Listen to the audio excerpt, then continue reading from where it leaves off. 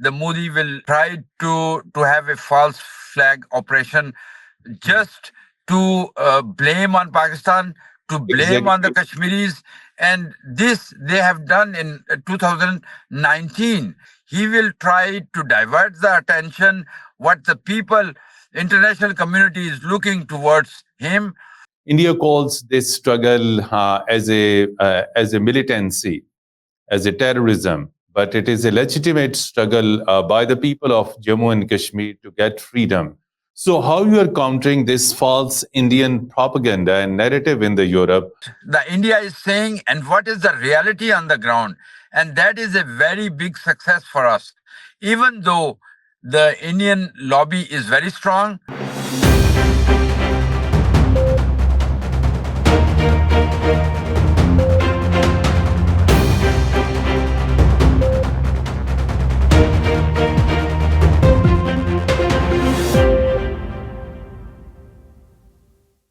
Bismillah ar-Rahman ar-Rahim. Hello and welcome to program Insight in V News English. Today is also an historic day as the people of Jammu and Kashmir living in Indian illegally occupied Jammu and Kashmir, in Azad Jammu and Kashmir, in Pakistan, across the world, not only the people of Kashmir but also joined by people of Pakistan, they're observing Kashmir Martyrs Day. So this day is quite significant. It's quite historic. And to discuss the significance of this day and other related issues vis-a-vis conflict of Jammu and Kashmir, we are today joined by renowned Kashmiri lobbyist, chairman of the Kashmir Council, based in Brussels, Europe, Mr. Ali Raza Sayed. Mr. Ali Raza Sayed, very warm welcome to program Insight in V News English. Thank you very much. And thank you so much joining all the way from Brussels on this particular historic day. First, precisely tell us what is this day and why it is being observed. Sir, this day has a very significant importance of in the history of struggle for the right of the people of Jammu and Kashmir. In 1931, on this day, the Kashmiris, they stood against the Dogra oppression, and they started the current struggle of freedom for the people of Jammu and Kashmir. They started in Srinagar, when there was the people who was one of them started the Azan, and then the Dogra government, Dogra police started firing on them, and 22 of them, they got shahadat in for Azan. And I think that was the day for the people of Jammu and Kashmir. They started their struggle. So up to now, the struggle is continuing, and that shows that the people of Jammu and Kashmir will never submit, will never accept the occupation of Indian illegally occupied Jammu and Kashmir until they get their right to self-determination, which was promised by the international community and United Nations resolutions. They promised to the people of Jammu and Kashmir. And well, Ali Raza Sayed Sahab, you have been working to highlight the cause of the Kashmir in European Union since long. Tell us, due to your work, due to your lobbying, due to your rallies, due to your demonstrations in the heart of the European Union capital, Brussels, has there been any movement on the part of the EU leaders, EU countries, that they're concerned now about the human rights violations in Indian illegally occupied Jammu and Kashmir? Have they ever spoken out? Yes, if you go back to 2005, 2006 and onward, if you see the European Union change, it's very small change, but they change, and on the different occasions they condemned, they showed their grievances for what is happening with the people of Jammu and Kashmir in resolutions, in statements. And the Kashmir Council EU is doing this for last almost 20 years that we are writing to the people, we are meeting to the decision makers, and we are organizing the 1 million signature campaign to create the awareness in public, in European public, because the first priority for us is, if nobody listens in the government, we can go to the people, and the people can put the pressure on their representatives, and then it comes towards what we wanted to achieve, that the support of the people and support of the decision makers. And I think we have succeeded in last 20 years to create the awareness, because the European public, they don't know what is Kashmir, where is Kashmir, and what happened there. But we are trying to raise the issue and convey the message of our brothers and sisters from Indian occupied Jammu and Kashmir, and all the atrocities which are happening there. It is from last 20 years, but even before that, what is happening, we are trying to convey these to the authorities, to the institutions in Brussels, so to get the support. And I am very hopeful. There are some ups and downs, and sometimes the international effects, what is happening around the world, effects on our struggle. But I am very, very optimistic that this will continue, and the people will come forward, and the institution will think about the people of Jammu and Kashmir, even though these days Ukraine war, Gaza war, and other conflicts in Africa, and so they are dominated by the media. But inshallah, we are hopeful that the people of Kashmir will be listened by the authorities, by the decision makers. Ali Reza Sayyid Saab, India's narrative, which we call a false narrative, India calls this struggle as a militancy, as a terrorism, but it is a legitimate struggle by the people of Jammu and Kashmir to get freedom. So, how you are countering this false Indian propaganda and narrative in the Europe, keeping in view that Indian diaspora and Indian system is very strong in EU. So, have you been able to counter this Indian narrative and propaganda, and you have convinced the Europeans, particularly the policymakers in EU capital in Brussels, that the Kashmir struggle is struggle to get independence. It's a struggle for independence, not for militancy or separatism. Yes, we are very successful in that. For last, I think it's almost 8 years. The first time the European Parliament's section of which provides the international conflicts to the newcomers of the European member of European Parliament. So in that, they issued the document, which is for all the members, the 750 members of European Parliament. They can read, they can learn about what is happening really in Kashmir. And that was very important, because at that time I have seen this paper, and we have distributed this paper also, that shows what the India is saying and what is the reality on the ground. And that is a very big success for us. Even though the Indian lobby is very strong, they are trying to convince the European Union on a false propaganda that everything is normal there. But it is not. If everything is normal, then they should let the human rights organizations, they should let the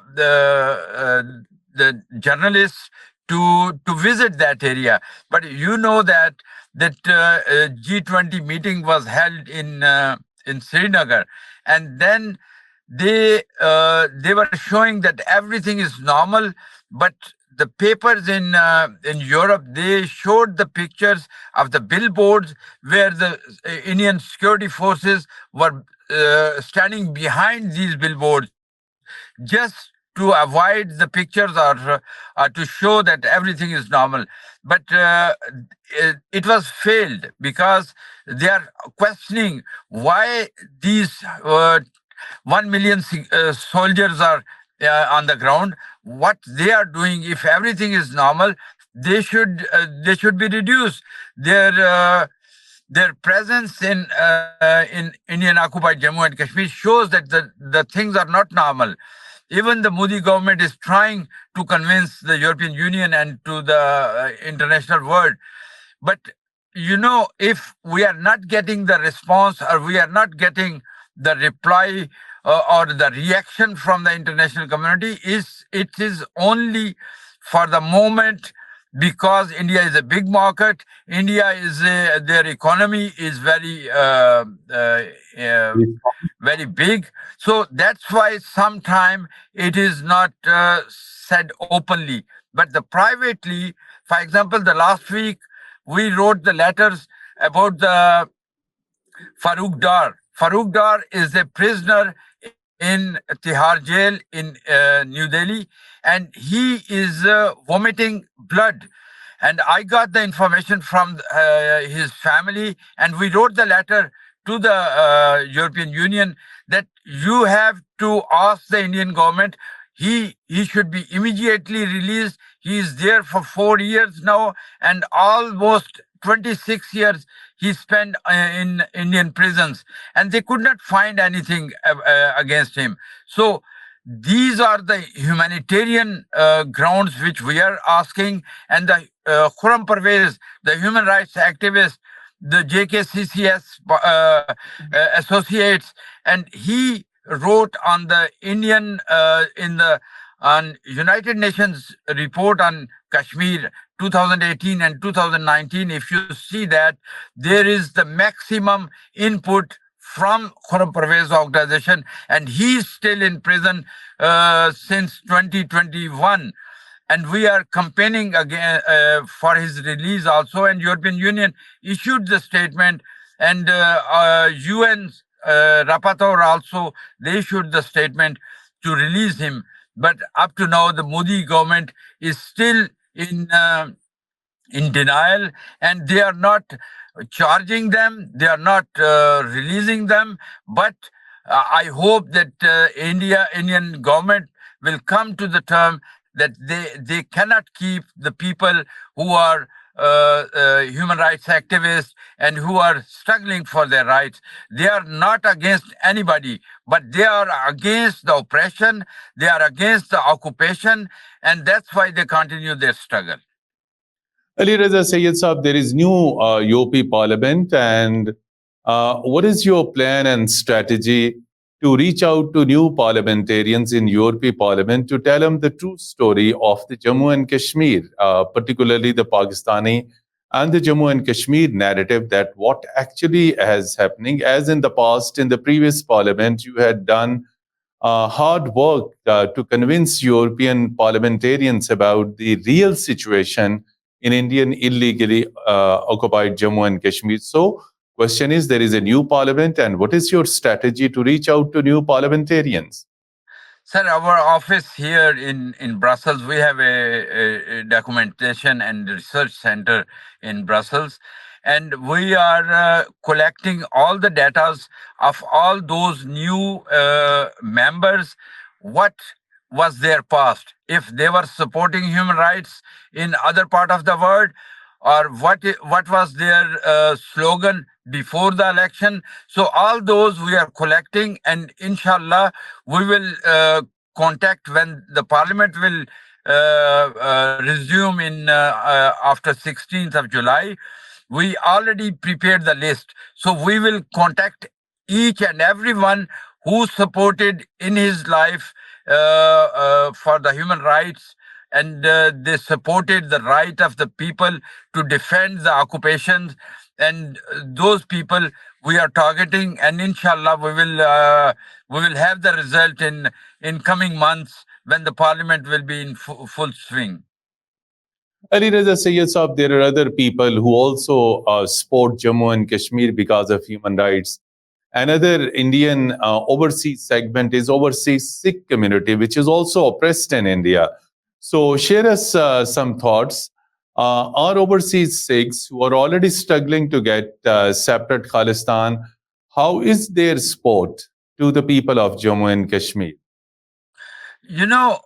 Everybody who wants to end the suppression and the fascist regimes in India who are committing crimes against the minorities, committing crime against the minorities, and especially the Sikh community and the Muslim community, even the Christian community.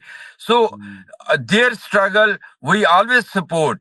But our case is little bit different because we are the part of state of Jammu and Kashmir, which is recognized by the United Nations, which is recognized by the European Union also, that this is a disputed territory. So that is the difference. But it helps us when the Sikhs come out, when the other minorities, the Christians, the Buddhists, who are prosecuted in Indian different states, uh, it helps the struggle against the Indian government, and the people in Europe, and especially the decision makers, they cannot close their eyes on this type of oppression. What happened with the Christians on Christmas Eve last year, and what is happening with the Sikhs in Punjab, and what is happening in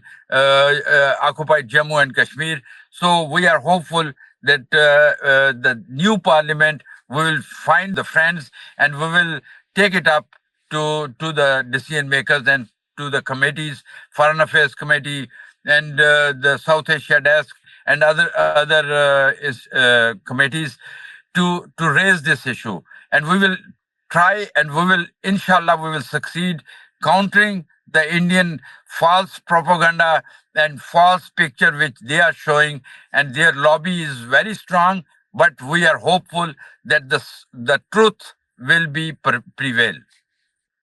Ali Reza Sayed Saab, do you hope from Mr. Narendra Modi, the Indian Prime Minister, who has become Prime Minister third consecutive time, do you think he will give some positive signals vis-a-vis resumption of dialogue between Pakistan and India on Jammu and Kashmir?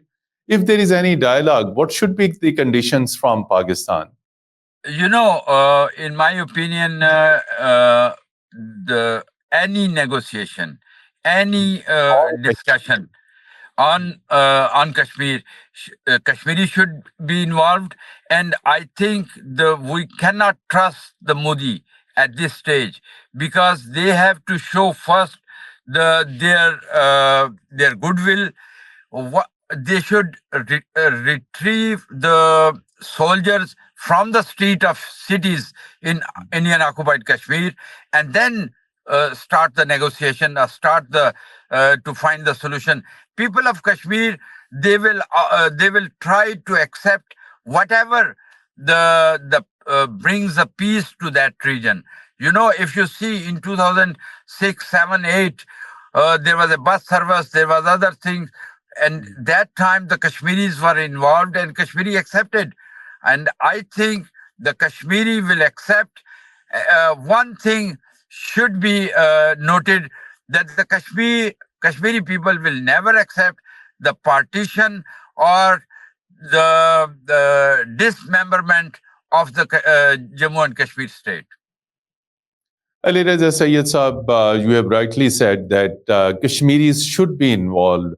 So tell us about that. We are also hearing some reports that India has certain aggressive designs towards Pakistan, particularly false flag operation. As in the past, India has been involved in managing and executing false flag operations. So, what is this purpose? Is this to divert the attention of the international community from the crimes which India is committing on the side of Jammu and Kashmir? So, your thoughts on false flag operation, and the main purpose is to implicate Pakistan in such operations. Uh, Mateen Adar Sahab, the Modi, I am saying for last 1 year that before the election, maybe the Modi will try to have a false flag operation just to blame on Pakistan, to blame on the Exactly. Kashmiris, and this they have done in 2019. But this time, thanks God, it doesn't happen up to now. But we have to be very careful. He will try to divert the attention what the people, international community is looking towards him. He can do whatever he wants because his survival is on this. You can see this time the election result shows that the most of the Indian population, they disagree with him. He did not get the majority which he got in 2019. So it shows that the people of India is start thinking that what Modi is saying, what Modi's projection is always anti-Pakistan, anti-Kashmiri, and committing human rights violation in uh, uh, occupied Jammu and Kashmir and other part of the India. So I think the peoples are awaking, and we have to tell the truth to the people of India also, because the people of India, they were denied the real situation of Indian occupied Jammu and Kashmir, and that is what we are trying to convey the messages to the Indian public and to the international community that what Modi is saying, what the Indian government is saying, it is not true. It is not true because whatever happening in lynching of the Muslims, lynching of the Christians, and lynching of the Kashmiri peoples, it should not continue. Ali Reza Sayed Sab, as you said, that the European Union and United States and the West, we call, is enjoying good trade and economic ties with India. And according to them, the trade and economic ties is more important than human rights violation, which is very unfortunate. So tell us that why international law has been so ineffective despite adoption of resolutions in the past by UN Security Council, by UN General Assembly. There have been several reports by the United Nations Human Rights Council based in Geneva. So this is what called the international law and international order. So despite these all things, so there have been no punishment for India. There have been no concern for India. Why so? If you see the situation in the world at this stage, what is happening in Ukraine and what is happening in Middle East, in Gaza. Gaza war, and in Africa, all this shows that their priority of those nations who are the powerful nations for the moment, but it will not, in my opinion, it will not stay like this. For the moment, they are protecting their business interests. They are silence on the human rights violations, but the public is creating the pressure for the governments who are in power, who are deciding, and I think it will not continue because since World War II, the European Union based on human rights protection and human rights. What is going on now? It is against their principles are. So the public is asking the questions, and I think it will be changed. It will take some time, maybe, but I am sure that the public opinion matters on the long term, and the people who are deciding about the international human rights violations, they will come to the terms that okay, the business is okay, commercial interest is okay, everything. We are not asking the European Union or anybody else to stop doing business, defend your interest, but not on the price of human rights.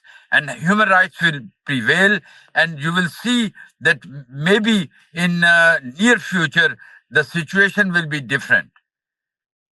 Okay, tell us that media plays very important role in reshaping public opinion. So and it is also used to counter the propaganda as well. So, how you have reached out to the European media, which is very influential, to project the true story of Jammu and Kashmir? And have they been convinced about the narrative of the people of Kashmir as far as human rights violations are concerned, or as far as their genuine struggle for freedom is concerned? So, your strategy and work to reach out to the European media. Yes, we are constantly in contact with the European media and international media in Brussels. But one thing, Mateen Adar Sahab, I will tell you that the media also, they have the interest in the stories which are the public likes. What the public interest is in that story. That's why we are creating the public interest first, and then you will see the media cannot ignore. For the moment, there are some newspapers, some TV channels, some other media outlets. They are talking, but very small, and that's why we are creating the system that the people will talk, people will put the pressure, and the media will follow that. That is the very important thing, that the media today, you can see the Ukraine war, or you can say see the Gulf war, the Middle East war, and Sudan's, what is happening in Sudan, what is happening in African other states. So, in my opinion, we have to create the interest for the media, and then the media will start talking about the Kashmir issue, about the suffering of the people of Jammu and Kashmir, and that is our strategy. But we are creating the awareness in the public, in institutions, in other organizations, human rights organizations, and we are constantly in contact with the human rights organization and the media outlets in Brussels. Just I want to tell you that in Brussels there are almost 1,200 plus media outlets and media persons uh, doing their work from Brussels. So it is a hard task, but we are getting to the successful end in coming times, if the situation of the world changed. Thank you so much indeed, Ali Raza Sayyed Saab, Chairman of Kashmir Council, a very powerful lobbying group based in Brussels, the heart of the European Union, for speaking to Program Insight and sharing your thoughts about the Jammu and Kashmir issue, your struggle to highlight the human rights, the plight of the people of Jammu and Kashmir, and your thoughts also on the current Indian government and its policies toward Indian illegally occupied Jammu and Kashmir. Thank you so much once again for speaking to program Insight in V News English. Dear Thank you very viewers, much. next program, goodbye and Allah Hafiz from studios. Thank you. Thank you, sir.